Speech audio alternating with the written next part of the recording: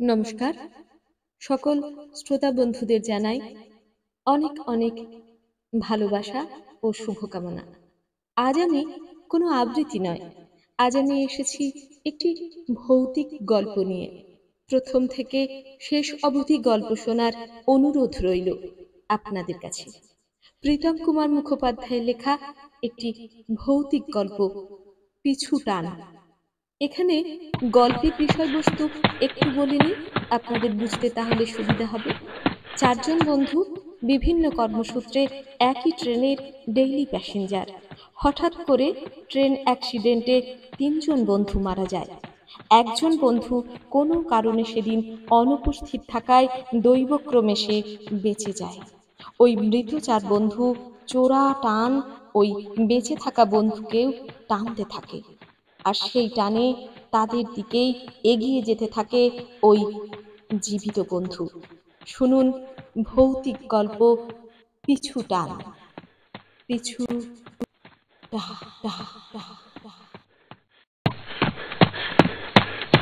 চাকরির ভাগ্যে শেষ পর্যন্ত শিখেছিল। কলেজ পাশ করার বছর থেকে এই নিয়ে পঞ্চমবার ও স্কুল সার্ভিস কমিশনের পরীক্ষায় বসেছিল। এর সঙ্গে শনি ঠাকুরের পুজো, পীরের দরগায় মানসিক থেকে গঙ্গা স্নান কোনোটাই বাদ দেয়নি। তাই মনে মনে ঠিকই ছিল যে এটাই ওর লাস্ট চান্স। এবারেও যদি না হয় তাহলে ধরে নিতেই হবে যে ভগবান ওর জন্য অন্য কিছু ভেবেছেন, স্কুলে পড়ানোর চাকরি নয়। তাই শেষে যেদিন কোন স্কুলে চাকরি হবে সেটাও ঠিক হয়ে গেল, সেদিনও যেন ওর পুরোপুরি বিশ্বাস হচ্ছিল না যে সত্যিই ও চাকরিটা পেয়েছে। কল্যাণী থেকে রেলপথে ঠিক দুটো স্টেশন পর আসে মদনপুর। জায়গাটা যেমন গ্রাম নয় তেমনি মফস্বল বললেও লোকে আপত্তি তুলতে পারে। এখানকারই মদনপুর আদর্শ বিদ্যালয়ে প্রণবের মাস্টারি বহাল হলো। শিয়ালদা থেকে ট্রেনে চাপলে ঠিক 1.5 ঘন্টার রাস্তা। সকাল 9টার ট্রেনটা ধরলে 10:50 প্রেয়ার শুরুর অনেক আগেই স্কুলে ঢোকা যায়। প্রণব তাই ট্রেনেই যাতায়াত শুরু করলো।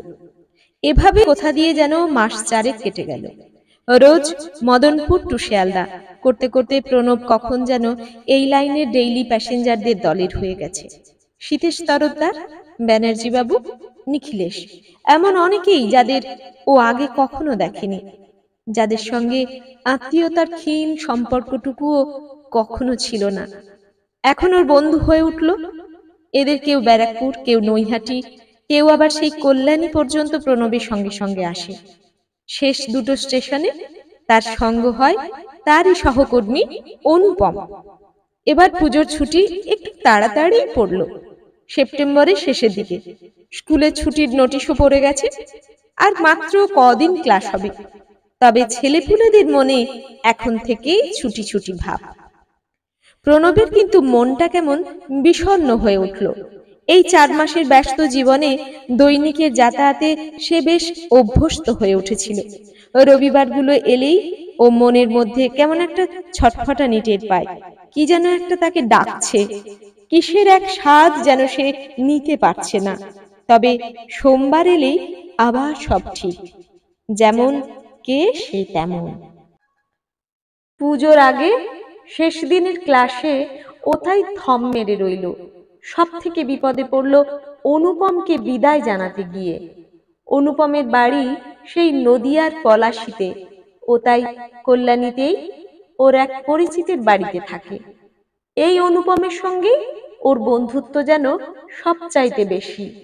তাই অনুপম যখন ওকে সে রাতের জন্য কল্যাণীতেই থেকে যেতে বলল, প্রণব তখন খুব একটা আপত্তি তুলতে পারল না। মনে হলো এই যেন বেশ হলো, পুজোর আগে দুই বন্ধুতে একটা জমাটি আড্ডা দেওয়া যাবে। প্রণব সেই মতো বাড়িতে ফোন করে দিল। পাঁজি অনুযায়ী এবারে মায়ের নৌকোয় গমন। গণনা সফল করে ঝড় বৃষ্টি এখনো হয়ে চলেছে। প্রণবের পুজোর ছুটি খারাপ যায়নি। ছুটিতে সপরিবারে হরিদ্বার ঘুরে এসেছে। ছুটির পর আজই প্রথম দিন। প্রণবের মনটা তাই খুশিতে ভরপুর। আবহাওয়ার প্রতিকূলতা সত্ত্বেও ও তাই সকাল থেকেই জোর কদমে প্রস্তুতি নিতে থাকে, ৯টার ট্রেনটা না ধরলেই নয়। মায়ের নিষেধ উপেক্ষা করে প্রণব ঝড় বৃষ্টির মধ্যেই বেরিয়ে পড়ে। রাস্তায় আজ লোক চলাচল খুব কম, শিয়ালদা স্টেশনও ফাঁকা ফাঁকা।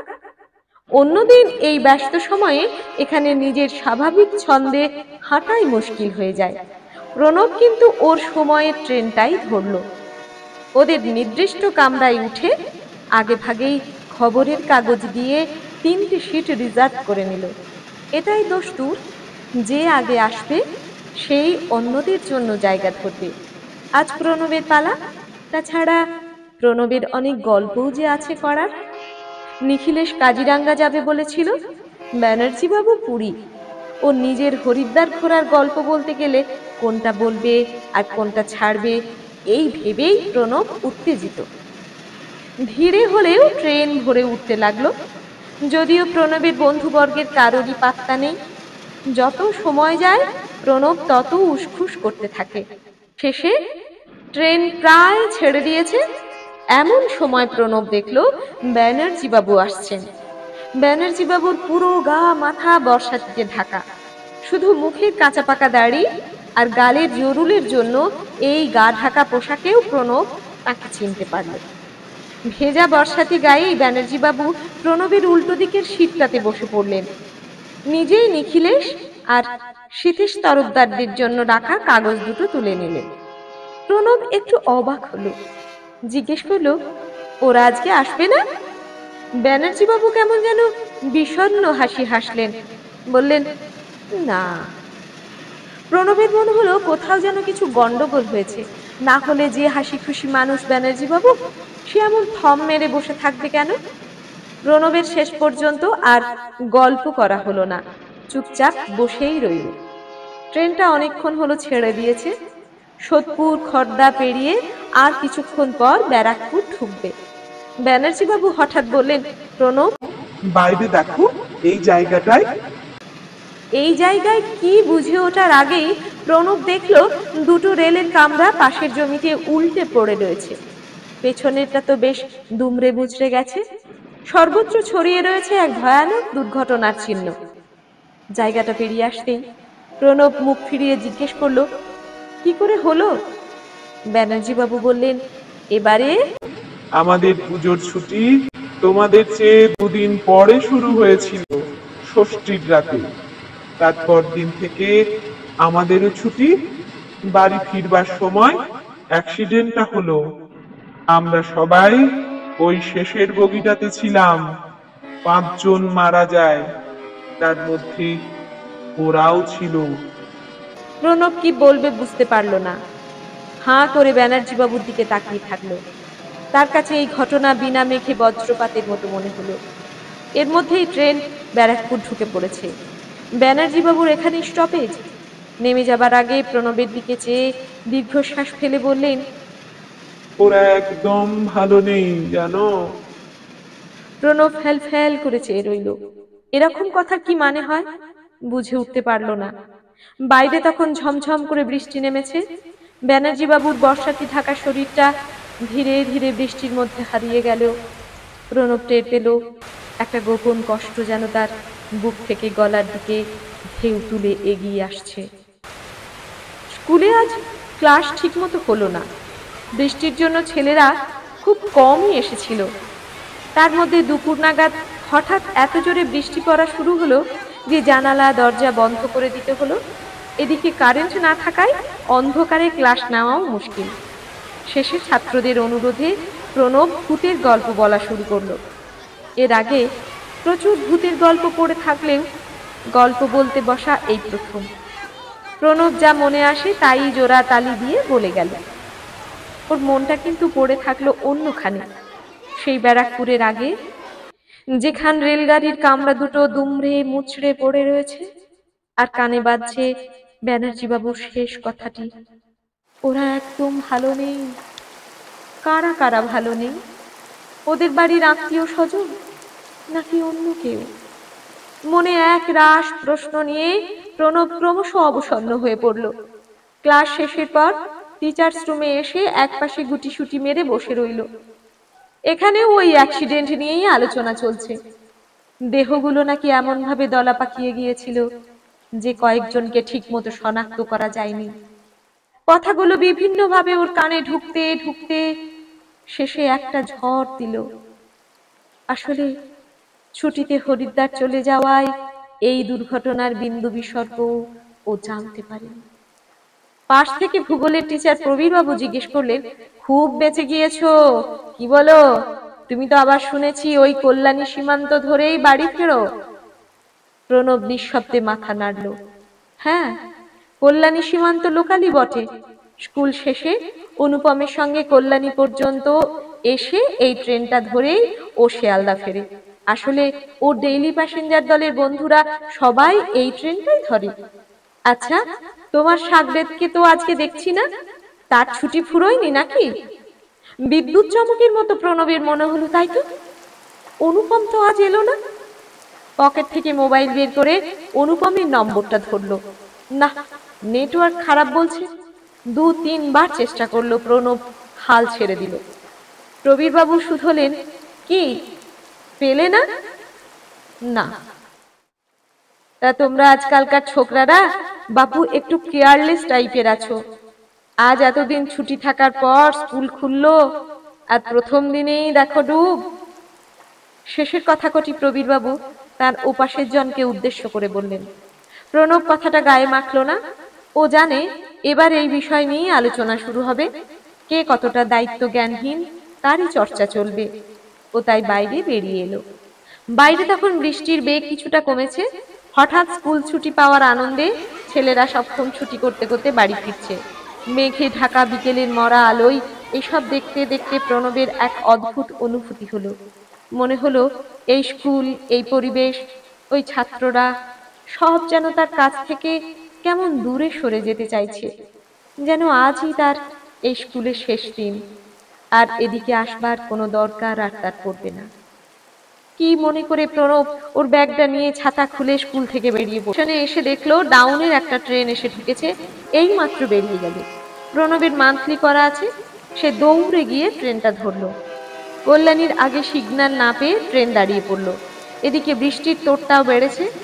জানালার ধারে যে কয়জন ছিল সবাই জানালা বন্ধ করে দিয়েছে।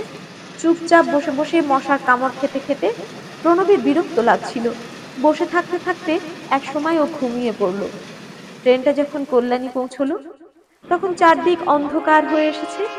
নামবে কি নামবে না এই দোনামোনায় শেষে নেমেই পড়লো। অনুপমের জন্য বড্ড চিন্তা হচ্ছে, ওর খোঁজটা একবার নেওয়া দরকার। স্টেশন চত্বরে প্রণব একটা লোককেও দেখতে পেল না। এত বড় স্টেশন পুরো খাঁ খাঁ করছে। শুধু একটানা বৃষ্টি পড়বার ঝিরঝির শব্দ আর দূরের স্টেশন মাস্টারের ঘর থেকে আসা কাঁপা কাঁপা হলুদ আলোয় কিছুটা হলেও যেন বাস্তবের সঙ্গে, এই পৃথিবীর টানাপোড়েনের সঙ্গে স্টেশনটার ক্ষীণ একটা যোগসূত্র পাওয়া যাচ্ছে। আশ্বস্ত হয়ে প্রণব পা বাড়ালো। স্টেশনের বাইরেটা অবশ্য তেমন নয়। একটা দুটো কাঁচতোলা গাড়ি হুসহাস শব্দ করে বাইরের দিকে বড় রাস্তা দিয়ে ছুটে যাচ্ছে। তারই হেডলাইটের আলোয় একটা রিকশাকে দেখতে পেয়ে প্রণব দাঁড় করালো।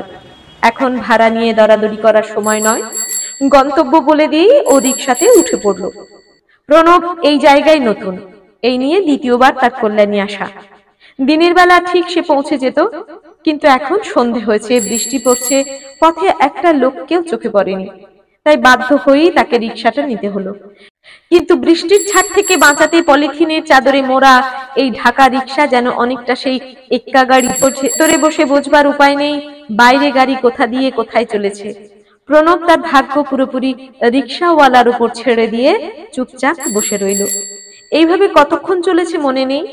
প্রণবের হঠাৎ খেয়াল হলো রিকশাটা থেমে গেছে। পলিথিনের চাদর সরিয়ে ডান দিকে চাইতেই ও অনুপমের বাড়িটাকে দেখতে পেল বললে ভুল বলা হবে। অন্ধকারের মধ্যে ভূতের মতো দাঁড়িয়ে থাকা বাড়ি আর তার সামনের ঝুপসি বাগানটাকে এখন শুধু অনুমান করে নেওয়াটাই চলে। প্রণব রিকশা থেকে নেমে পড়ল। চারিদিকেই কেমন অন্ধকার, এই অঞ্চলে কোথাও কারেন্ট নেই বোধহয়। অনুপমের বাড়ির সামনে একটা বুক সমান উঁচু লোহার দরজা রয়েছে। ওই অন্ধকারেই প্রণবের মনে হলো কে যেন দরজার ওপাশে দাঁড়িয়ে, অনেকটা যেন অনুপমের মতোই আকৃতি। নিশ্চিন্ত হবার জন্যই প্রণব জিজ্ঞেস করলো, কিরে অনুপম নাকি? দরজার ওপাশের অন্ধকারটা একটু নড়ে উঠল, কেমন একটা ফ্যাঁসফেঁসে গলায় উত্তর এলো, হ্যাঁ। আওয়াজটার মধ্যে কি যেন একটা ছিল। প্রণব কেমন চমকে একটু উঠল, যেন বহুদূর কোনো এক নিয়তির বিধান তার দিকে ধেয়ে এলো, যেন তার সকল কর্মের, জীবনের সকল উদ্দেশ্যের পরিণতি ওই একটি মাত্র শব্দে ঠিক হয়ে গেল। প্রণব গলায় একটু জোর এনে বলল, অন্ধকারে অমন ভূতের মতো দাঁড়িয়ে আছিস কেন? দরজার ওপাশ থেকে উত্তর এলো, তোর জন্য। প্রণব এবার একটু হাসার চেষ্টা করলো, বলল, হ্যাঁ আমার জন্য? যেন জেনে বসে আছিস আমি আসবো? তা তুই আজ স্কুলে এলি না কেন? কথা বলতে বলতেই প্রণব রিকশার ভাড়া মিটিয়ে ফেলেছে। রিকশাওয়ালা রিকশাটা ঘুরিয়ে নিয়ে যেদিক থেকে এসেছিল সেদিকেই প্যাক প্যাক আওয়াজ তুলে অন্ধকারে মিলিয়ে গেল। প্রণব ওই আওয়াজ যতক্ষণ না পাওয়া যায় দাঁড়িয়ে দাঁড়িয়ে শুনল। পেছনের অচেনা ভবিষ্যতের থেকে রিকশার ওই আওয়াজটাকে তার অনেক আপন বলে মনে হচ্ছিল। তারপর পেছন ফিরে লোহার দরজাটা ঠেলল। বাড়িটা অনুপমের দূর সম্পর্কের কোনো এক পিসে মশাইয়ের। ভদ্রলোকের বদলির চাকরি, গত 2 বছর যাবৎ অসমে পোস্টেড ছিলেন, তাই বলতে গেলে বাড়িটা একরকমই ফাঁকাই পড়েছিল। অনুপম এসে খাঁটি গেড়েছে। অনুপমের ঘরটা বাইরের বারান্দা লাগোয়া, রাস্তার লোহার দরজা থেকে সোজা দেখা যায়। প্রণব ও পেছন পেছন এসে ঘরে ঢুকলো। ঘরে আলো বলতে একটাই মোমবাতি জ্বলছে। ভেজা হাওয়ার দাপটে শোয়ে কোনো মতে জেগে আছে সেই আলোটা, যে কোনো মুহূর্তেই নিভে যেতে পারে। এতক্ষণে অনুপমকে ঠিকঠাক দেখতে পেল প্রণব। ওর মুখটাতে চোখ পড়তেই প্রণবের হাত পা কেমন শিউরে উঠল। এ কি অবস্থা হয়েছে অনুপমে? কেমন অস্বাভাবিক রকমের রোগা হয়ে গেছে। ওর চোখের তলায় মোটা কালির পোঁছ, এই অল্প আলোতেও বোঝা যায়। মুখে অনেক দিনের না কাটা দাড়ি গোফের জঙ্গল, চুল উস্কো খুস্কো জট পাকানোর মতো। এখনই একটা শীতে পড়ার মতো মোটা চাদর গায়ে জড়িয়ে রেখেছে। প্রণবের কেমন একটা অস্বস্তি হতে লাগলো। মনে হলো লোকটা কি সত্যি ওর বন্ধু অনুপম, নাকি এ অন্য কেউ? অনুপম ওর দিকে তাকিয়ে কেমন যেন একটা হাসলো, বলল, চিনতে পারলি না? যেন প্রণবের মনের কথাটা পড়ে গিয়েই বলল, আরে আমি অনুপমই। আমি জানতাম তুই আসবি, তোকে ছাড়া আমি যেতে পারিনি জানিস, তাই তো এই বাড়িতে সেই দিন থেকে পড়ে রয়েছি তোরই অপেক্ষায়। প্রণব অনুপমের কথার মাথা মুন্ডু কিচ্ছু বুঝে পেল না। ওর চোরা অস্বস্তিটা আরো বাড়তে থাকলো। অনুপমের গা থেকে কেমন যেন একটা গন্ধ উঠে আসছে, গা বমি করা পচা মাংসের গন্ধের মতো। হঠাৎ প্রণব খেয়াল করলো তার পায়ের ওপর কোথা থেকে যেন ঠান্ডা জলের মতো কি এসে ছিটকে পড়েছে, একেবারে বরফের মতো ঠান্ডা। নিচে তাকাতেই অনুপমের চাদরের শেষ প্রান্তের দিকে ওর চোখ পড়লো, কি একটা টপ টপ করে ওর চাদর থেকে গড়িয়ে মেঝেতে পড়ছে। ভালো করে খেয়াল করতেই দেখলো রক্ত। একটা কালচে লাল রঙের ধারা অনুপম যেখানে দাঁড়িয়ে আছে তার আশেপাশে ছড়িয়ে পড়েছে। প্রণব পাচ্ছে সে রক্তের স্পর্শ, ঠান্ডা বরফের মতো স্পর্শ। প্রণবের চোখ দুটো বিস্ময়ে প্রায় ফেটে পড়বে মনে হলো। সে লাফিয়ে ছিটকে সরে গিয়ে আর্তনাদ করে উঠলো, অনুপম তোর চাদর থেকে এত রক্ত ঝরছে কেন? অনুপম একটা ম্লান হাসি হেসে বলল, এই তো সেদিন থেকেই ঝরছে। ওই যে তুই যাবার 2 দিন পর রাতে যেদিন ট্রেন অ্যাক্সিডেন্ট হলো, আমি ছিলাম তো ওই ট্রেনে। এই আমার বুকের ওপর কি একটা ভারী জিনিস এসে পিষে দিল, তারপর থেকে আমার বুকটাই আর নেই জানিস জানিস। দেখবি দেখবি, এই দেখ। প্রণব আর দেখার জন্য দাঁড়ায়নি, কোন রকমে ঘর থেকে বেরিয়ে এসেছে। তার ব্যাগ ছাতা সব পড়ে থাকলো ওই ঘরে। বৃষ্টির মধ্যে অন্ধকারে সে ছুটতে ছুটতে ছুটতে ছুটতে তাকে ছুটতে হবেই। অনুপমের গলার স্বর এখনো যে তাকে তাড়া করেছে, দেখবি না প্রণব, দেখবি না, এই দেখ। জন্যই তো আজ অপেক্ষা করেছিলাম। কাতর আর্তনাদে ফেটে পড়ছে চারিদিক, অন্ধকার খান খান হয়ে যাচ্ছে অনুপমের চিৎকারে। প্রণব দিক বিদিক জ্ঞান শূন্যের মতো ছুটতে লাগলো। কোথায় যাচ্ছে, কোন দিকে যেতে হবে কিচ্ছু জানি না, যেন জানার কোনো দরকার নেই। শেষে তার পা দুটো অবশ হয়ে এলো, হৃৎপিণ্ড যেন ফেটে যাবে এমন দ্রুত বেগে ধুকপুক করতে লাগলো। বৃষ্টিতে ভিজেও গলা শুকিয়ে কাঠ। এভাবেই ছুটতে ছুটতে এক সময় দূরে একটা আলো দেখতে পেল। চারিদিকের অন্ধকারে কেমন টিম টিম করে জ্বলছে। আরো কিছুটা আসতেই বুঝতে পারলো যে ওটা সেই রেল স্টেশন, সন্ধেবেলা যেখানে এসে নেমেছিল। প্রণবের কেন জানি মনে হলো একটা ডাউন ট্রেন আসছে, কলকাতা পৌঁছনের শেষ লোকাল। ওকে ওটা ধরতেই হবে। প্রণব যখন স্টেশনের মধ্যে দিয়ে দৌড়ে ঢুকছে ট্রেনটা ধরবে বলে, তখন শুনতে পেল মাইকে ঘোষণা হচ্ছে, টাউন কল্যাণী 2 নম্বর প্ল্যাটফর্মে আসছে। প্রণব কিছুটা আশ্বস্ত হলো। তার চেনা ট্রেন। অভ্যেসবশতই প্রণব প্ল্যাটফর্মের এক বিশেষ জায়গায় গিয়ে দাঁড়ালো তার চেনা কামরাটাই উঠবে বলে। ভুল যখন হবার তখন হয়তো এইভাবেই হয়। প্রণবের হয়তো মনেই রইল না এই সেই ট্রেন যাতে সেদিন অ্যাক্সিডেন্টটা হয়েছিল। ট্রেনে উঠেই প্রণব বুঝলো এই কামরা তার অত্যন্ত চেনা। সে তার চেনা কোনটাতেই গিয়ে বসলো। ট্রেনটা চলতে শুরু করলে প্রণব ধীরে ধীরে শান্ত হলো। বুকটা যদিও তখনও ঢিপ ঢিপ করছে, কানে লেগে রয়েছে সেই আর্তনাদ। প্রণব চারিদিকে চেয়ে দেখলো কামরায় 30 লোক হবে, সব শুদ্ধ মিলিয়ে বসে আছে সবাই। বৃষ্টি পড়ছে বলেই জানালাগুলো বন্ধ করা। প্রণব চোখ বুজে গোটা ঘটনাটা ভাববার চেষ্টা করলো। ঠিক কি হলো ওখানে, কেন বা হলো? আকাশ পাতাল ভেবেও কিছু বের করতে না পারায় ফের চোখ খুলল। খেয়াল হলো ট্রেনটার গতি যেন হঠাৎ করে খুব বেড়ে গেছে, এমনকি স্টেশন এলেও আর দাঁড়াচ্ছে না। প্রথমে ভাবলো গ্যালোপিন লোকাল হতে পারে, তারপর দেখলো ট্রেনটা নৈহাটি পেরোলো, কাকিনাড়া পেরোলো, এমনকি পলতা এসেও থামলো না। প্রণবের আবার অস্বস্তিটা শুরু হলো।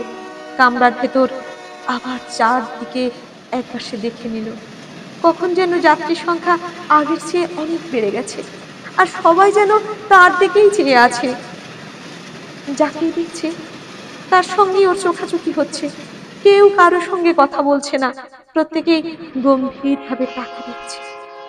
হঠাৎ সামনের দিকে চোখ পড়তেই প্রণব আঁতকে উঠল। এ কি?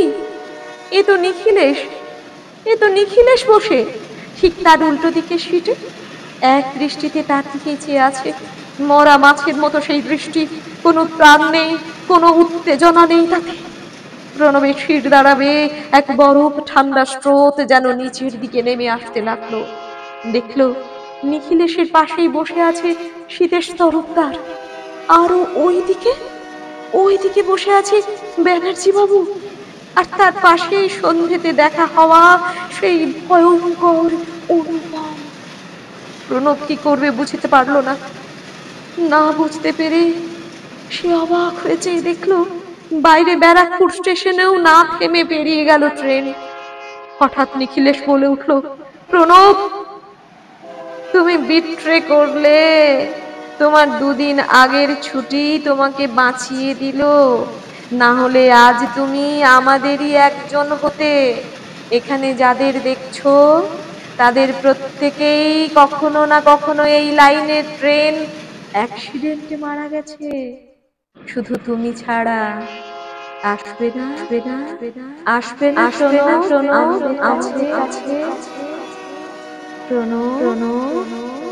নিখিলেশের শেষ কথাগুলো আর্তনাদের মতো শোনালো।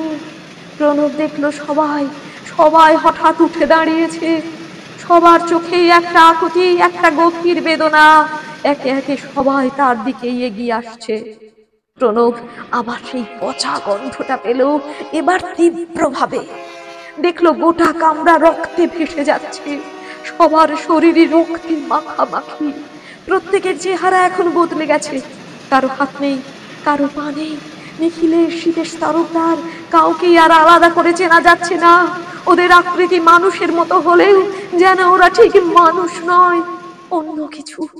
প্রতিহিংসার ধকধকে চোখ নিয়ে ওরা সবাই তাকে গিলতে আসছে। তাকে বাঁচতেই হবে। প্রণব সিট ছেড়ে লাফিয়ে উঠে পড়ল। কিন্তু উপায় কি? কিভাবে বাঁচবে বুঝতে পারলো না সে। হঠাৎ তার মাকে খুব মনে পড়লো। আজ সকালে কতবার করে মা মানা করেছিল, কিন্তু প্রণব তখন শোনেননি। এই এদের মাঝেই এসে পড়ার আকুতি নিয়েই আজ সে ঘর ছেড়েছিল। হয়তো হঠাৎই যেন দরজাটাকে দেখতে পেল সে, নাকি ওরাই ওকে দরজার দিকে যেতে নির্দেশ করেছে, কি জানে। বাইরের ঘন অন্ধকার আর প্রবল বৃষ্টির তোর কি তাকে বাঁচাতে পারবে? প্রাণে বাঁচার জন্য প্রচন্ড বেগে চলন্ত সেই গাড়ির দরজা দিয়ে গিয়েই প্রণব ঝাঁপ দিল ট্রেন থেকে। জায়গাটা ঠিক সেই ব্যারাকপুর পেরিয়ে এসে, যেখানে গত ষষ্ঠীর রাতে ভয়ানক ট্রেন অ্যাক্সিডেন্টটা হয়েছিল।